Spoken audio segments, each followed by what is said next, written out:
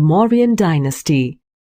For the first time in Indian history, by the 4th century BCE, a large empire was built in India under the Mauryans. The Mauryan Empire politically unified a large part of the country. The two main sources of information on the Mauryan period are Indica by Megasthenes and Arthashastra by Chanakya. The rock and pillar edicts of Ashoka provide valuable information as well. Chandragupta Maurya. The first king of the Mauryan dynasty was Chandragupta Maurya. In 322 BCE, he overthrew the last Nanda king, Dhanananda, and seized the throne of Magad. Chandragupta Maurya's success was due to his advisor Chanakya or Kautilya, who was a wise Brahman scholar. Chandragupta Maurya freed northwestern India from Greek control. Chandragupta Maurya was an able and ambitious ruler. He built a vast empire stretching from Hindu Kush in the west to Bengal in the east, and from the Himalayas in the north to Narmada in the south. Chandragupta Maurya was succeeded by his son Bindusara. During his reign, Bindusara expanded the empire up to Mysore. He was succeeded by his son Ashoka. Ashoka ascended the throne in 273 BCE. At that time, a powerful kingdom, Kalinga, was not under Mauryan control. Kalinga controlled the land and sea routes to South India and Southeast Asia. Ashoka attacked Kalinga in 261 BCE and conquered it after a bitter struggle. The Mauryan Empire reached the height of its political power during Ashoka's rule.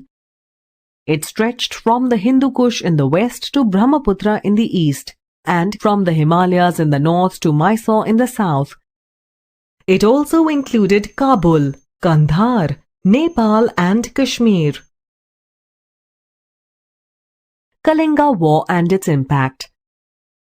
The Kalinga War, however, became a turning point in Ashoka's life. The death and destruction in this war filled him with remorse. Deeply influenced by the Buddhist teachings of peace, non-violence and compassion, Ashoka embraced Buddhism and devoted his life to the welfare of its subjects. Ashoka replaced the policy of Digvijaya, conquest of territories, with Dhamma Vijaya, conquest through Dharma. Ashoka's Dhamma.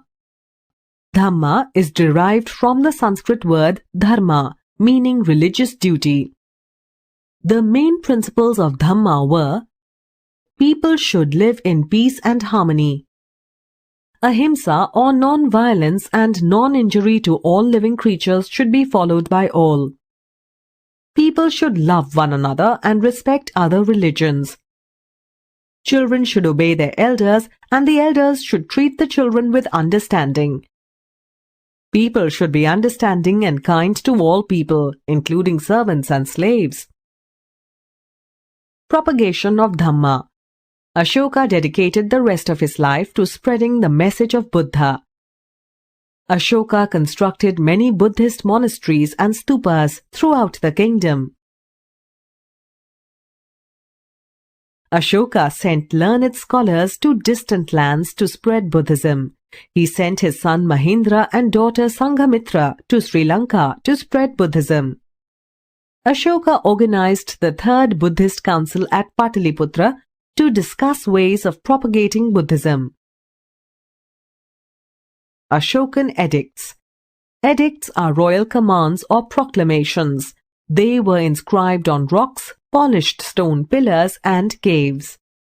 These edicts were composed in Prakrit, which was the language of the people. In the northwest regions, they were written in Greek, Kharoshthi and Aramaic. Ashokan edicts are a valuable source of information about the Mauryan period. The Mauryan administration. The supreme power was held by the king. He was advised by a council of ministers called the Mantri Parishad. The empire was divided into provinces. The provinces were divided into nagars or towns and grams or villages. The capital city of the Mauryan Empire was Pataliputra. There was an elaborate spy system which informed the king of the happenings inside and outside the kingdom. The Mauryan kings had a large, well-equipped standing army which included infantry, cavalry, chariots and a navy. The Mauryan art. The Mauryan period was an age of cultural brilliance.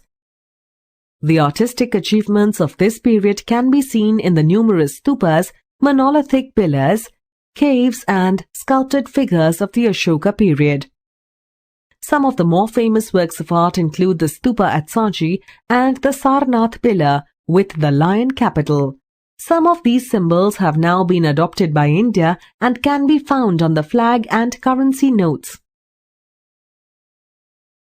The Mauryan economy. The Mauryan rulers unified the country and brought peace and stability.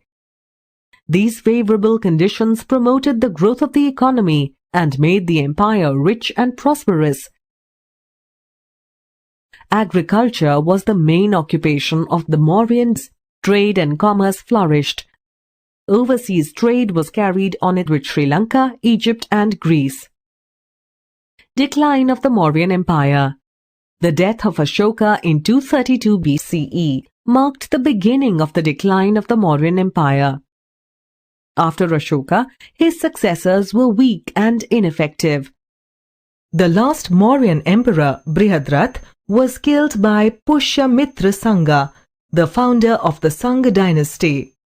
This brought an end to the rule of one of the most glorious dynasties in the history of ancient India.